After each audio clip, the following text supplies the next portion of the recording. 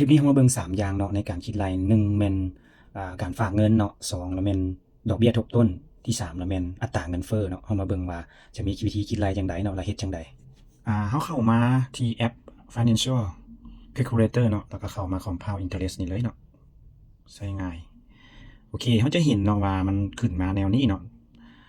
ปัจจุบันนี้เราอยากรู้ว่าเราจะฝากเงินเนาะการฝากเงินเนาะสมมุติเราคิดรายง่ายๆเลยเนาะคิดรายง่ายๆก็คือเราฝาก500 กีบซะเนาะ5,000 กีบ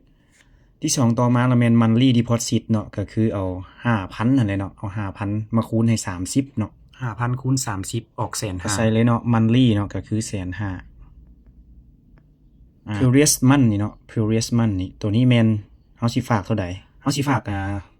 จักเดือนเนาะโอเคเฮาคิดรายตีของกี้นี่เนาะ30 ปีเนาะ30 ปีเป็นเฮาจะเกษียณเนาะนั่นก็คือ360เนาะตัวนี้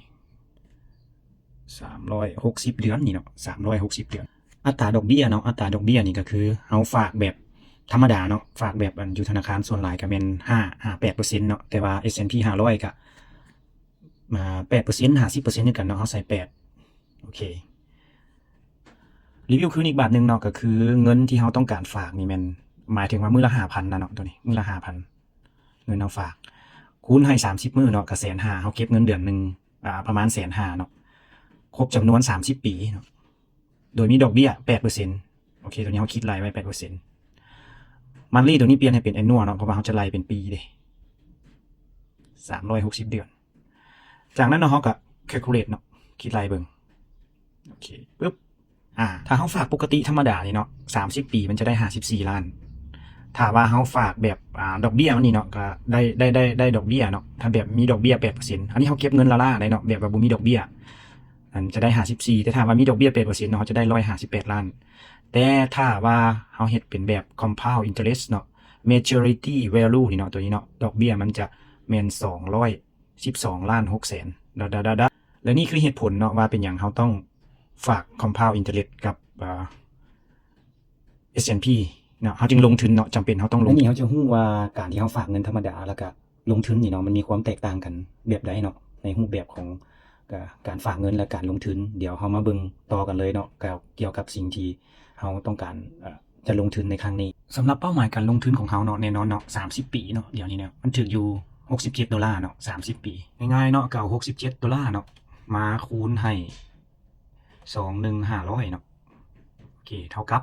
ปึ๊บ1,440,500หมายความว่าเฮาต้องมีเงินเดือนเนาะที่ว่าเหลือจากหักค่าใช้จ่ายอย่างทั้งเบิดเนาะประมาณ1,440,000นี่เนาะเพื่อเป็นการลงทุนในแต่ละเดือนเข้าไปหั่นเติมพอร์ตของเฮาเนาะนี่มาคิดรายเลยเนาะนั่นก็คือ30 ปี$67เนาะ30 ปี67เอามาใช้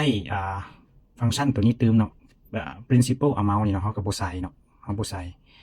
เดือนนี่เนาะแต่ละเดือนเนาะเฮาลงตัวนี้$67เนาะเมื่อกี้นี่$67แล้วระยะเนาะระยะของเฮาคาดการณ์แม่น30 ปีเนาะ360 เดือนด้วยดอกเบี้ยเนาะดอกเบี้ยทบต้นดอกเบี้ย 8% compounding เนาะ compounding ตัวนี้ก็ต้องให้มันเป็น annual เนาะปึ๊บมันเป็นแล้ว 8% เนาะหลังจากนั้นเฮาก็กด calculate ออกมาเนาะปึ๊บมันตกอยู่ 94,980 เนาะเกือบฮอด 100,000 เนาะ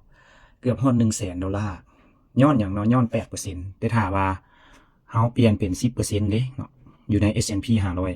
500 calculate ปึ๊บมันจะกลายเป็น$100,000ทันทีเนาะด้วยเงินต้นเพียงแต่ $24,120 นี่ก็ลองไปเรียนลองไปศึกษาลองไปคิดไล่เบิ่งเนาะทุกอย่างขึ้นนํการคิดไล่ขึ้นนํการวางแผนขึ้นนํการเฮาจัดสรรไว้ทุกอย่างเนาะถ้าว่าเฮามีแผนมีเป้าหมายมีหยังชัดเจนแล้วเฮาก็สามารถที่จะเห็นเป้าหมายที่ชัดเจนเฮาก็สามารถคอยปฏิบัติคอยเฮ็ดไปได้ก็